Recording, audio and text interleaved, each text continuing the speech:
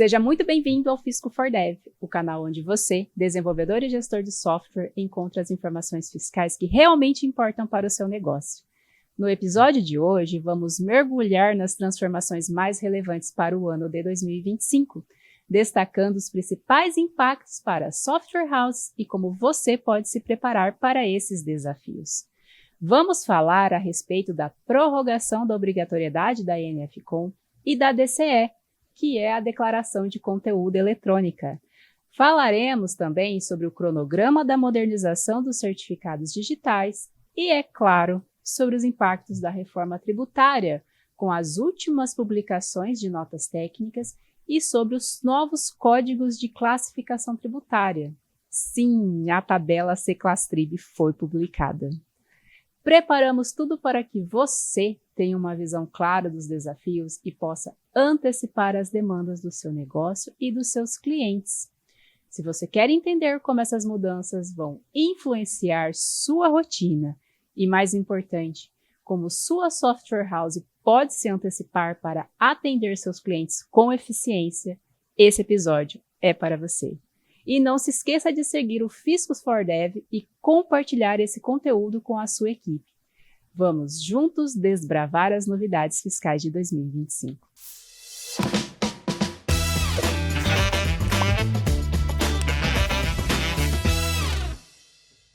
Comigo aqui hoje está a Alessandra Santos, PO do Plug DFE. Seja bem-vinda, Alessandra. Obrigada, Dani. É um prazer estar com vocês aqui novamente. E também Lucas Santos, gerente de negócios do Plug DFE. Seja bem-vindo, Lucas. Olá, pessoal. Obrigado pelo convite. É muito bom estar aqui de novo. Bacana. Bom, antes de começarmos a falar a respeito do que nós temos previsto ali, dos impactos para 2025, eu gostaria de ouvir de vocês, referente a esse ano de 2024. Teve algum momento, alguma situação que gerou um impacto que não estava previsto dentro desse ano de 24? Acho que teve um evento aí que pegou todo mundo, mas de surpresa. Principalmente o pessoal do Rio Grande do Sul ali, né? Estamos falando aí das enchentes ali em maio. Vários estados emitem nota fiscal, documentos fiscais eletrônicos ali pelos servidores do estado do Rio Grande do Sul, né? Teve alguns momentos ali que foi necessário ativar contingência, ter outros modos de emissão. As aplicações que não estavam preparadas para emitir em contingência pararam, né? Então, teve bastante empresa que parou o faturamento. Acho que foi um impacto ali que, daquela proporção, ninguém estava preparado, né? Acho que todo mundo é preparado para parar a internet ali alguns minutos, umas horas no máximo, mas do jeito que aconteceu ali, a, a equipe da Cefaz do Rio Grande do Sul também foi muito ágil em conseguir trabalhar para poder tirar servidor do lugar, fazer todas as contenções ali, né? O pessoal trabalhou bastante, é um trabalho bem desafiador ali para eles, algo jamais visto. Acho que no cenário de emissão de documento fiscal eletrônico, acredito que dificilmente alguma coisa vai marcar igual o problema das enchentes marcaram, né? E durou mais de um mês, né? Teve bastante tempo. Uma coisa que eu lembro também que eu acho que impactou ali na parte da época que eu vim da CT ali ainda desse ano, foi a atualização lá da tabela do meio de pagamento. Foi algo que teve bastante procura, então a gente teve um suporte ali elevado em cima dessas alterações, foram bem específicas ali. Então acredito que foi um ponto também importante. Tivemos outros CT simplificado, algumas NTs que mudaram algumas estruturas ali, sempre gera um desespero ali no pessoal para implementar isso, mas eu acredito que essa também teve um impacto bem, bem grande. Bom, Rio Grande do Sul não tem como esquecer, mas essa questão que você mencionou dos meios de pagamentos, eu me recordo bem, porque teve alguns estados, né, alguns ambientes autorizadores que passaram a validar as regras né, aplicar as regras, outros não aplicavam, foi realmente ali, foram alguns dias para conseguir normalizar a emissão dos documentos fiscais. Todo mundo tinha ciência que precisava alterar, mas acho que MG e MT alteraram antes, então a gente teve que desenrolar isso num tempo mais curto, né? Sim, E nem tudo foi ruim, né? Teve gente soltando rojão também por causa do fim do SAT aí, né? é verdade. Temos notícias boas. Então, teve isso aí também, né? E tem bastante expectativa ainda pro estado do Ceará ali, pegar o mesmo caminho, né? Que ajuda muito a simplificar toda a emissão de documento fiscal no país, mas foi bem comemorado, né? O fim do SAT no estado de São Paulo. Hum. Já estão todas as UFs se preparando para atender a reforma tributária, né? Sim. Aguardando ansiosamente Ceará agora se manifestar. Bom, mas então já vamos começar a falar a respeito dos nossos impactos para 2025. Nós temos aí, fora a reforma tributária, temos notas técnicas entrando em obrigatoriedade e também temos documentos fiscais sendo prorrogados. A primeira prorrogação que eu queria estar comentando aqui com vocês é a respeito da NFCom. No nosso último episódio do Fisco for Dev, que foi o de novembro, nós falamos a respeito dela, falamos detalhado ali das particularidades, já tem o Danficom, que foi o último manual, né, o último anexo publicado, que a gente ficou também um bom tempo esperando, né, para conseguir finalizar os nossos produtos.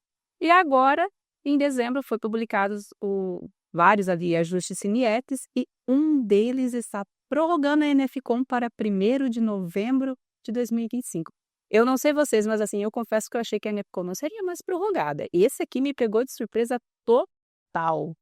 Sim. Eu também tinha uma segurança bem grande, assim, na NFCom, né? Se fosse caso de apostar dinheiro, eu apostaria que não seria mais prorrogado. Já está bem estruturado o servidor, os testes, tudo funcionando, tudo certinho, todos os estados já definidos, já os seus web services, por onde vai emitir, como que vai ser o modelo de emissão, layout de impressão já disponibilizado.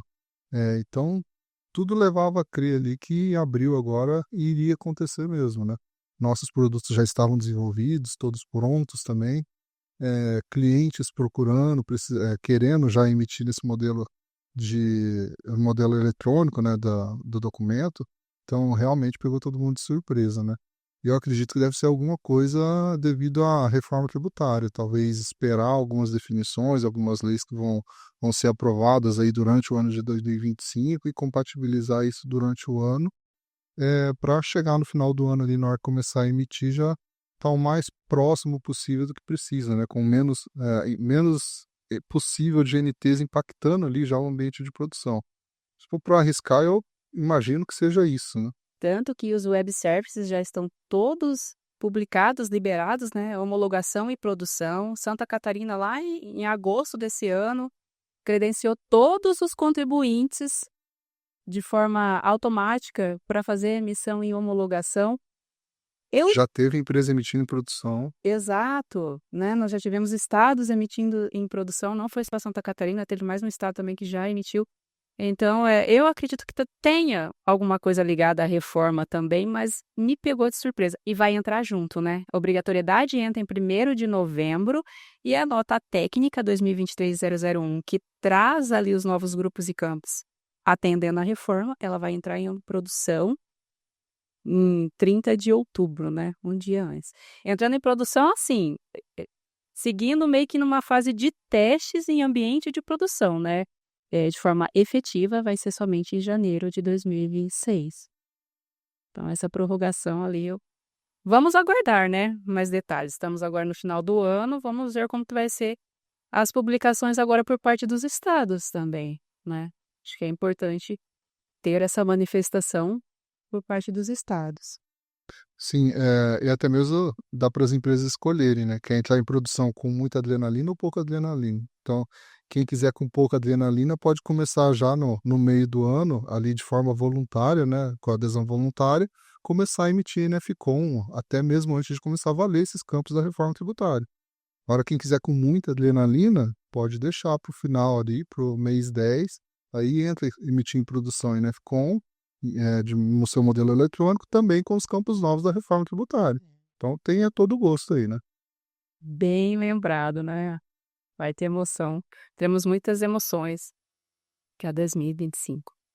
A segunda prorrogação é a declaração de conteúdo eletrônica. Ela é um tema que nós não abordamos ainda no nosso programa, mas ela também foi criada através de um ajuste Cine-F, e ela também vem sendo prorrogada ali ao longo dos anos. Ela estava prevista a obrigatoriedade para março de 25 e foi prorrogada para 1º de outubro de 25. Essa daqui, a Declaração de Conteúdo Eletrônica, diferente da NFCOM, o que ela é? Ela é a declaração de conteúdo que existe hoje, né, que pessoas físicas ou não contribuintes de CMS utilizam para poder fazer o envio, principalmente de mercadorias pelos correios, né? Geralmente, quando a gente vai lá no correio, a gente tem um papelzinho lá, você preenche com seus dados, para quem você está mandando, discrimina lá o que é, coloca um valor, é aquele documento que acompanha a encomenda. E simplesmente ela vai deixar de ser desse formato impresso manual /PDF e vai passar a ser eletrônica. Os web services também já estão publicados e ela também foi prorrogada. E ela não possui, por ser somente uma declaração, né, de conteúdo, ela não tem campo de impostos. Uhum. E aí eu também falei assim, por que, né? Será que teve essa prorrogação? Esse daí também é uma incógnita, né? Sobre a declaração de conteúdo, ainda existem empresas que anseia a publicação, começar a entrar em produção a declaração de conteúdo por causa da operação reversa, né? Especificamente marketplace, por exemplo, precisa fazer devolução de produto. Então, esse ramo, eles anseiam declaração de conteúdo por causa disso. São operações que eles poderiam fazer e que dariam mais segurança jurídicas a essas empresas, né? Mas é um outro modelo de documento também. Na verdade, não é um modelo de documento, né? Ele se assemelha muito ao que o manifesto de carga, por exemplo, faz, né? Ele registra ali a operação de transporte que está sendo feita, só que não gera nenhum tributo, não gera nenhuma baixa de estoque, por exemplo, alguma movimentação de posse ou não gere algum fato gerador para apuração de imposto, por exemplo, né? Declaração de conteúdo, ela vem muito nesse sentido também. Uhum. E tecnicamente falando, a lei, ela é parecida por mais que ela não seja um documento fiscal, ela é parecida com os documentos, né? Sim, ela pode ser, como o Lucas comentou ali, ela pode ser utilizada ali para cobertar transporte de bens e mercadorias, né? É, ela pode ser emitida por pessoas físicas e pessoas jurídicas, não contribuintes de ICMS, como o Dani comentou. Ela será disponibilizada também em 5 formatos de emissão, né? A declaração de conteúdo por aplicativo do Fisco, por marketplace, emissão própria, transportadora e empresa brasileira de Correios e Telégrafos. Um detalhe também é que após ela emitida, ela pode ser cancelada em até 24 horas. Também é um detalhe importante. Não tendo iniciado. Não tendo iniciado o transporte, Isso. aí tá dentro das regras para ter o cancelamento. É interessante que, assim, o fisco ele está trazendo algumas obrigatoriedades, mas ele também está trazendo ferramentas para as pessoas físicas poderem atender essa obrigatoriedade. Então, o aplicativo do fisco, só queria colocar essa ressalva aqui, porque, assim, todas as formas de pagamento, não. Todas as formas de emissão que a Alessandra comentou, ela precisa de uma assinatura digital, visto que é uma declaração de conteúdo eletrônica que só vai ser autorizada mediante o uso de certificado digital. Como que ficaria para a pessoa física? Então, para quem for utilizar, né, via aplicativo do fisco, a assinatura vai ser através do GovBR. Então, nós, pessoas físicas, também vamos conseguir emitir essa DCE, né, através do GovBR. Aí já o marketplace, a emissão própria, a transportadora e os correios vão utilizar aí os seus certificados digitais para poder fazer essa emissão. Quem tiver um pouco de curiosidade, quiser saber um pouco mais a respeito da DCE, nós temos um artigo no blog da TecnoSpeed. Como eu mencionei, os web services já estão todos publicados e no portal da DCE, que está na Cefaz Virtual do Rio Grande do Sul, vocês encontram todas as documentações técnicas, o MOAC, notas técnicas que já foram publicadas, né? Tá tudo lá disponível para ser consultado, digamos assim, né? E talvez entender um pouquinho mais da forma técnica como que a DCE vai funcionar. É mais uma ação aí que acho que compõe o objetivo do governo de digitalização, né? Nós temos outros aplicativos aí que vão de encontro também. Por exemplo, nós temos a nota fiscal fácil, que é para facilitar a emissão ali de pequenas empresas, pequenos negócios, sem precisar de um programa específico para isso. O próprio portal da nota fiscal de serviço também permite para quem é MEI ali, o pequeno empreendedor, fazer a emissão pela própria ferramenta do governo. Então, o objetivo do governo tem sido digitalizar e trazer essas ferramentas aí para o pequeno, né? Pequeno negócio poder eh, atender a legislação e também não ter um custo maior com a emissão dessas obrigatoriedades. Excelente observação, Lucas. Isso mesmo. É, seguindo nas mudanças para 2025, nós temos uma também que gerou um certo burburinho e até nós já temos alguns programas, alguns episódios aqui do Fisco que fala sobre o certificado digital, dessa modernização que está vindo para os certificados digitais. Como eu mencionei no último episódio, nós temos alguns certificados sendo extintos, que é o A1 e o A2, e também os certificados de sigilo, e está sendo criado novos certificados, que é o de selo eletrônico e o certificado digital de aplicações específicas. E já tem um cronograma, né, Alessandra, para a obrigatoriedade ou o início do uso desses certificados digitais, esse novo modelo. Exatamente. A partir de 2025 ali, vai se iniciar a emissão dos certificados com selo eletrônico para aplicações específicas, né? E temos algumas datas também específicas ali de início e encerramento de algumas emissões. Dia 31/12 de 2026, teremos ali o encerramento das emissões com os certificados A1 e A3 na cadeia V10, né? Dia 31/12 de 2028 também teremos a eliminação obrigatória de determinados OIDs no SAN de certificados de pessoa física e jurídica. Dia 2/3 de 2029 teremos ali a expiração da cadeia V5 e a descontinuação dos certificados A1, A2, S1, S2, S3, S4, entre outros. Depois a gente deixa também o link ali para vocês acessarem com mais detalhes, tá? E após 2/3 de 2029, os certificados A3 e A4 estarão disponíveis apenas para pessoas físicas, enquanto o selo eletrônico será destinado para pessoas jurídicas, acompanhados ali de perfis atualizados de CPF e CNPJ. Eu li uma notícia essa semana no portal do ITI, e essa cadeia V12, né, essa nova cadeia certificadora, ela já está emitida, né? Então, os novos certificados já podem entrar em operação. A cadeia V12 ali, ela vai coexistir com a V5 até um certo momento e vai expirar ali em 2 de março de 2029. E é isso mesmo. Semelhante ao que nós temos com o E-Social, que coexistem ali as versões, né? Sim. Nós teremos também essa coexistência em que a V12 e a V5. Isso é muito importante, né? Porque geralmente quando mexe com certificado, mexe com Windows ali, mexe com o sistema operacional, então dá um tempo ali para os clientes se adequarem, instalarem as cadeias atualizadas, né?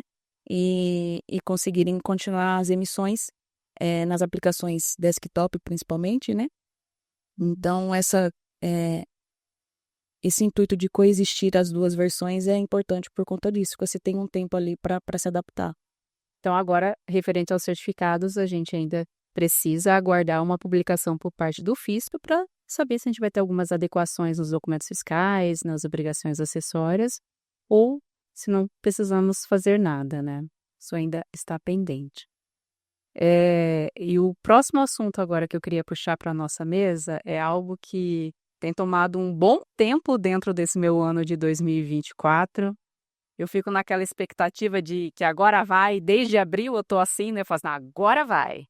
Aí não vai. Vem as eleições, pausa a votação, pausa Senado, e eu tô assim bem confiante que agora vai, que é a reforma tributária e a aprovação das PLs.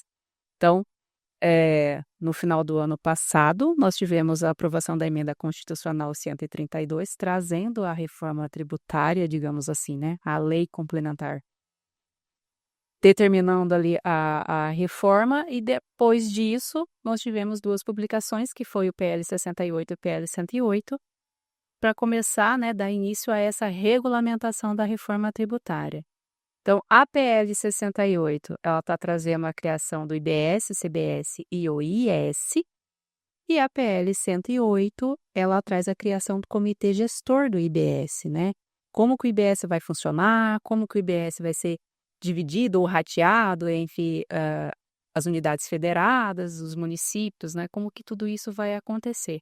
A PL 108, se você consultar lá no portal da Câmara dos Deputados, ela já está lá, que está aguardando a aprovação no Senado, que isso vai ocorrer só em 2025.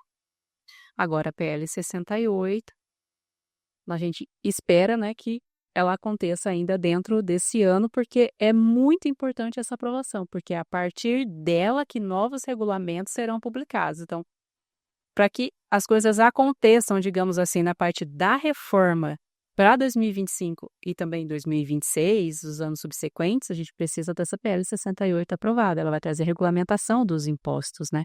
Então, é muito importante essa questão das PLs, né? Notas técnicas já foram publicadas a respeito. Recentemente, nós tivemos novas versões dessas notas técnicas.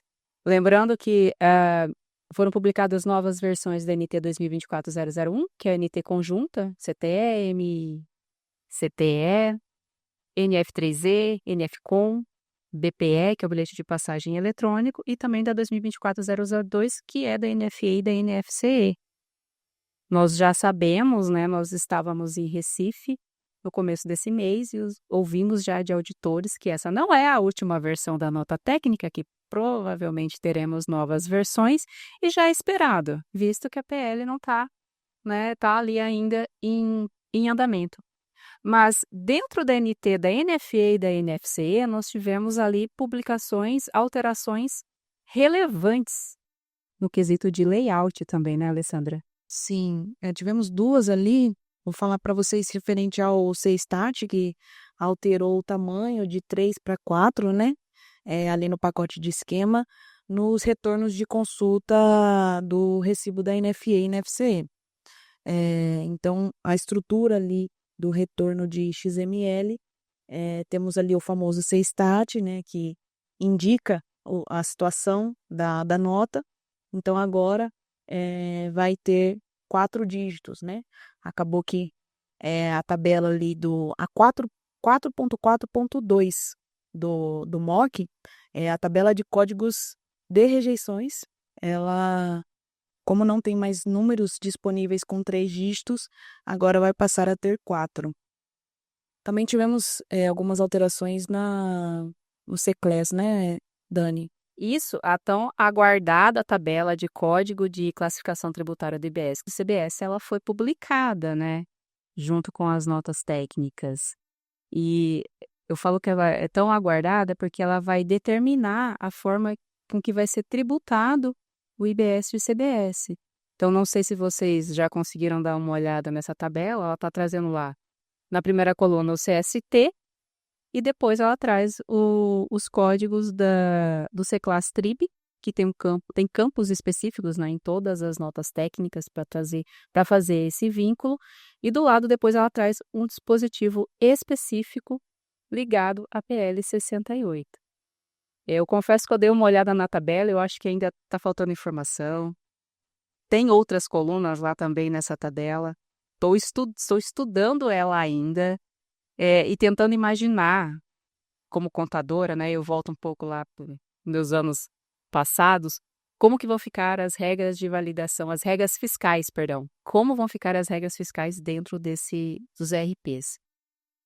Porque, conforme está descrito, né, até lá no informe técnico que foi publicado, trazendo essa tabela aí, também está detalhado lá na nota técnica, essa tabela ela pode sofrer alterações. Então, ela pode ser válida por 1 ano, por 6 meses, não tem período ali determinado ainda, né? Mas ela pode sofrer alterações como já ocorrem em outras tabelas. Então, tão aguardada Seclastrib já está disponível aí para a gente estar analisando os seus impactos. Todo esse ambiente da reforma tributária, ele é novo para todo mundo e até mesmo o governo, o fisco, ele vai ter um cenário novo também, né? Por exemplo, hoje as empresas elas precisam conhecer a legislação, interpretar a legislação e aplicar o que ela acha que interpretou corretamente da legislação. O que isso gera, a chance de erro ela é muito grande, né? Então, eu posso ter uma empresa, a Alessandra tem uma empresa do mesmo ramo e a gente vende o mesmo produto na mesma cidade, até na mesma rua, às vezes. E eu interpreto a legislação de um jeito, eu tributo a minha nota de uma forma. A Alessandra interpreta a legislação de outro jeito, o contador da Alessandra, e tributa a nota de outra forma, né? Isso gera um ambiente de insegurança muito grande. É, a forma que foi publicada essa tabela, ela vem com o objetivo de trazer essa segurança jurídica, né? Então, olha, esse código de tributação aqui, esse Seclascrib, ele vai ser utilizado porque nesse trecho aqui da reforma tributária fala isso, isso e aquilo. Então, por causa disso, ele é tributado dessa forma. Vai amarrar, né? Vai amarrar e vai ajudar a trazer segurança jurídica para as empresas. Mas onde que eu falo que é novo? Assim como os contadores diariamente pegam cenários novos, são pegos de surpresa com situações novas, o fisco também vai começar a ser pego com situações novas que ele não está previsto para ele poder entender ali como que ele vai interpretar e aplicar isso à legislação. Diante disso, eu imagino sim que vai ter muita mudança ainda nessa tabela, até nessas próprias NTs, né? A NT, até lá durante a reunião, a gente achou erro lá, né? O caso o tipo do valor lá, né? Se era juros ou se era multa, né? Teria que fazer duas notas diferentes de acordo com o layout que foi aplicado lá. Então, tem várias coisas que ainda tem erro ali que ainda não foi descoberto. E até mesmo nos eventos ali do split payment, acho que a gente vai falar daqui a pouco, mas tem várias situações ali onde o fisco pensou em fazer para acobertar um tipo de apuração, mas quando vai para a realidade aparecem situações novas.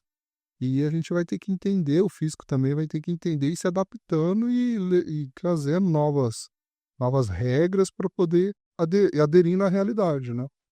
E, pessoal, a tabela que a gente está comentando, ela está disponível ali no portal da Cefaz, né? Na parte ali de documentos, na opções diversos. Então, caso vocês queiram analisar ela com mais calma e ver os detalhes de como que foi dispostos esses dados, ela já está disponível ali no informe técnico RT 2024-001. Bem lembrada, Lê. Obrigada pela sua observação. E essa questão, Lucas, que você mencionou, né, que está trazendo, a reforma está trazendo a simplificação que o fisco está buscando ajudar, né, os contribuintes e os contadores, realmente isso é perceptível, né? Todas as reuniões que a gente participa, os auditores sempre mencionam que eles estão buscando gerar o menor impacto para os contribuintes, para as empresas, né? Dali no dia a dia, mas também na parte do desenvolvimento também, tentar reaproveitar, reutilizar o que já tem hoje, né? A gente tem acompanhado bastante isso. Trazer segurança jurídica, né? A semana passada teve algumas votações ali, teve algumas coisas que já foram aprovadas, algumas coisas que a gente esperava que fosse aprovada não foi, né? Por exemplo, no ambiente de desenvolvimento de software, tinha um pleito lá, até a própria FRAC que levou o pleito, de uma mudança no texto ali para trazer segurança também para os desenvolvedores de software, né? Não vai acontecer de a empresa fazer uma sonegação lá às vezes a empresa faz um gatilho, um mecanismo para sonegar imposto e o desenvolvedor que fornece o RP lá, o software para a empresa, ele não está nem sabendo, não tem nada a ver com aquilo, né? Então, melhorar o texto para o desenvolvedor também não ser punido, trazer segurança jurídica. Tinha um pleito lá também para até trazer redução de alíquota, ajudar nos investimentos, porque toda essa mudança no cenário, a forma de apurar, a forma de emitir documentos de escala eletrônico, todas essas mudanças o setor de desenvolvimento de software vai ser bem impactado, porque é esse setor que vai ter que investir para poder fazer tudo isso acontecer, né? Existiu o pleito de ter uma redução de alíquota de imposto ali para poder ajudar também nesses investimentos. Esse pleito acabou não passando, né? Mas tem várias coisas ali que estão sendo votadas, estão caminhando, e 2025 vai vir bastante coisa nova, porque acho que vai vir o grosso aí das definições do que realmente vai aprovar ou não com a reforma tributária. E fora esses campos que nós mencionamos na nota técnica, tem outros campos lá também. Tem a questão de emissão de notas para governo, né? União, Estado, municípios. Isso a gente vai estar falando depois em um próximo programa. A gente está tentando detalhar bem, desmiuçar bem essa nota técnica e trazer algo bem, bem bacana para quem nos acompanha. Nós tivemos também novos eventos na publicação da NT 2024-002, na versão 1.10, né? Eventos que foram criados para trazer a solicitação de créditos presumidos e também registros de itens para consumo. E quais foram os outros eventos, Ale, que foram criados, que vieram nessa nota técnica? Os eventos ali, então, tivemos as informações efetivas de pagamento integral para a liberação do crédito presumido do adquirente, também a solicitação de aprovação de crédito para bens e serviços ali que depende da atividade do adquirente, manifestação sobre o pedido de transferência de crédito do IBS e CBS da operações de sucessão e manifestação do físico sobre o pedido de transferência de crédito do IBS e CBS em operações de sucessão. Então, nós temos ali eventos que foram criados, serão registrados tanto pelo emitente do documento fiscal, pelo destinatário do documento fiscal e também pelo fisco, né? Essa é a novidade, né? O fisco fazendo um evento no documento fiscal eletrônico emitido pela empresa, né? Assim como o objetivo da reforma e muita coisa que está sendo publicado é trazer segurança jurídica, o objetivo também é trazer transparência, né? A forma de repasse de valores ali entre as instituições, o nível federal, para o estado, para os municípios, ela vai mudar essa dinâmica, né? Então ela precisa ter transparência. E para isso, um dos projetos que estão vindo também é o próprio Split Payment, que está sendo desenvolvido pelo SERPRO e tal. E o Split Payment, ele vai mostrar ali, o objetivo é a cada pagamento que for feito daquele documento fiscal eletrônico, ter um vínculo do pagamento também com o documento fiscal eletrônico, né? E com isso, a forma de repasse do ente federativo para o ente federativo ali, ele vai ser mais claro, né? Vai saber por que está sendo repassado, foi feito o pagamento daqui para ali, o crédito, quem que utilizou o crédito. Tem, por exemplo, o evento ali de transferência de crédito por sucessão, né? Uma empresa que compra uma outra empresa, a empresa adquirida, ela pode transferir o crédito para a empresa que fez a aquisição, né? E a empresa adquirida, ela pode até deixar de existir. Então, vai poder ter um evento, um documento emitido para um CNPJ que já foi dado baixa, né? Então, são cenários novos também que vêm com o objetivo de trazer essa transparência e conseguir fazer todo o mapeamento do crédito e do débito, da onde veio, para onde veio, quando veio, e ter essa transparência nos repasses, né? Isso. Até esses eventos, eles estão amarrados nos dispositivos da PL 68, né? Eles não foram criados simplesmente porque o fisco falou assim, vou criar um evento aqui, não. Todos os eventos novos que estão sendo criados, eles estão amarrados à PL 68. Isso aí, para os RPs, eu acredito que vai ser o maior desafio fazer a gestão desses eventos. Depois a gente vai publicar lá o parecer técnico mais no detalhe, mas os RPs vão ter que fazer a gestão certinha do pagamento com o documento fiscal, de onde veio, para onde veio, em cada momento específico para poder gerar os eventos aí da nota, né?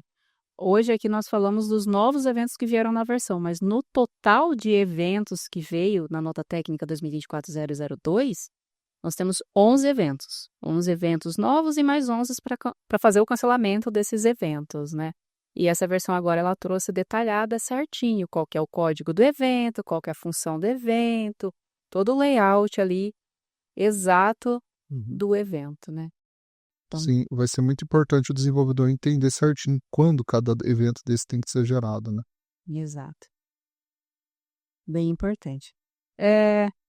Saindo um pouquinho da reforma, vamos esperar ali as coisas acontecerem, né? Não vamos sofrer tanto por antecipação. Vamos entrar um pouco em algumas mudanças que estão vindo para 2025, que são específicas para alguns estados, né? Um estado que tem se manifestado bastante a respeito de alterações para atender a reforma é Santa Catarina.